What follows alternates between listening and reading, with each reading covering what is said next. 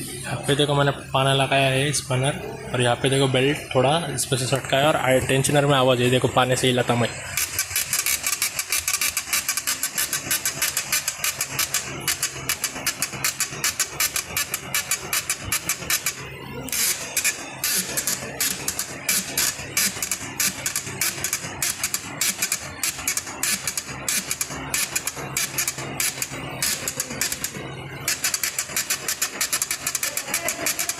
ठीक है क्या?